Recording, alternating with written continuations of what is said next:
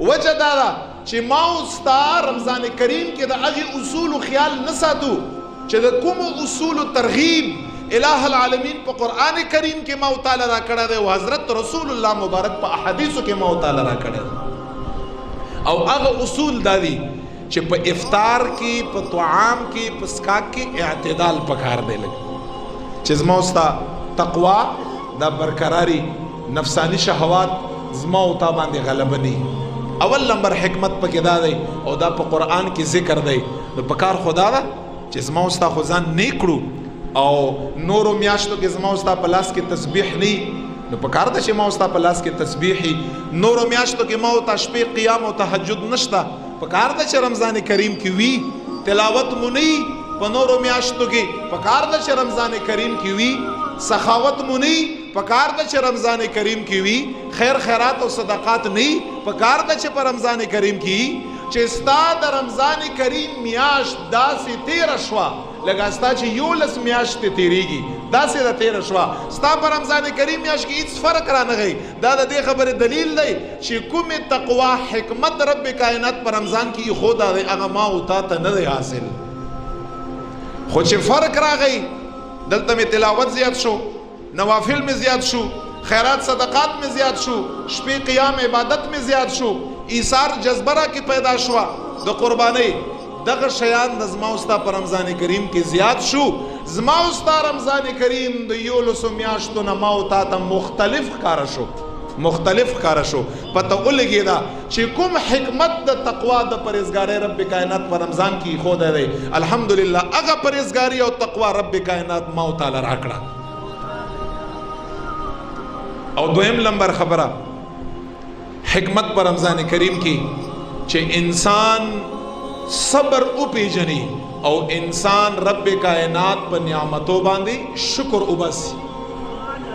دا دویم نمبر حکمت دی او هغه څنګه ځان پوهږئ ما او تا 11 میاشتې دبادب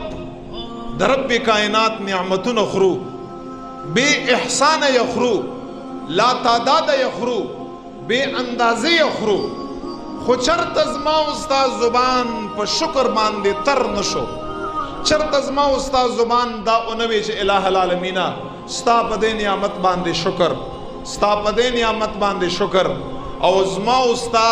د نعمتونو د کمی وجه دا لا چې ما او تا نعمتونه ورځ په ورځ باندې کمیږي زیاتیږي نه وجه دا ده چې هغه ډېر نعمتونه چې رب لا یزال ما او تعالی را کړي دي یو ظلم چرته ما او تا په هغې باندې زړه نه صدق دل نه په هغې باندې شکر ونه ایسته نو په رمضان کریم کې انسان شکر والا جوړېږي حکمت پکې دا دی که دغه روژې نه وی نو 11 میاشتې خو اسیم ما او تا شکر په زبان باندې نه راځي کم از کم په رمضان کریم کې خو چې زما او ستا شکر په زبان باندې راشي دویم نمبر حکمت پکې رب دا دی او هغه داسې جوړېږي چې ما او تا 11 کاله اوبه څکو غرمه او ماسپښین او سحر چرته م ویلي دي چې دا اوبه څکو دا ډېر لوی نعمت دی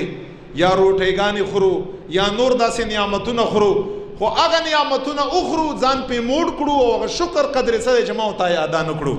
نن په رمضان کریم کې ما په 11 بجې او په 10 بجې باندې اوبو ته شوق شي روټۍ ته مې شوق شي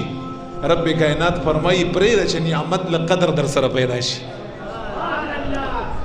چې لکه پته درته ولګي چې دا اوبه چې تا 11 میاشتې د بادب څښلې او فقط ګیلاس به دې په کولر باندې کېښود او روان به شوې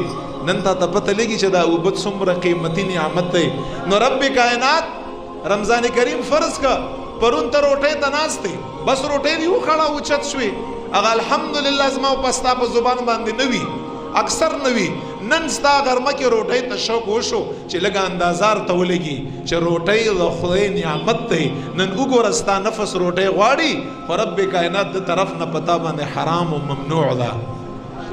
نشه خوړی کم از کم لږه اندازه خو ځکه چې عربی یو مقوله ده کهاوت دی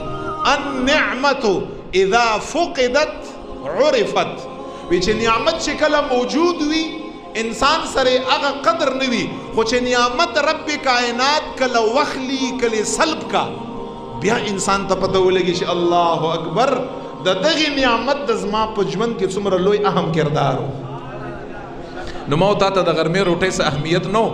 نن ما او تا اول ما ته ګوره بیا تاسو ته ګوره څنګه داسې خفه خفه ناست دي په دغه مسجد کې او ما او تا اوبو تم شوق شي ما او تا یخ شربت تم شوق شي ما او تا خوراک دا هغه خوراکونه دي والله چې رب کائنات په تا باندې 11 میاشتې خوړلې دي خو ستا په زبان باندې په هغې باندې شکر قدرې نه راغلی نو شکر انسان کې پیدا کوي چې خامخا دا نعمتونه وو او په دې کې رب یو اشارم کا دیتا اشاره دیتا کا چې دا یاد لره شکر وباسه رمضان کریم کې سحر نه وخت له ماښام پورې د نعمت ورکول دا خو ګوره یو جلک دی نعمت مې درنه اخیستی څومره تکلیف ما وتا ته په دې کې دې خبرې ته سبق او اشاره ده که دغه نعمت خدا نه خواست رب فرمایي تا نه مې همیشه دپاره واخیسته نو ستا به څه صورت حالي وي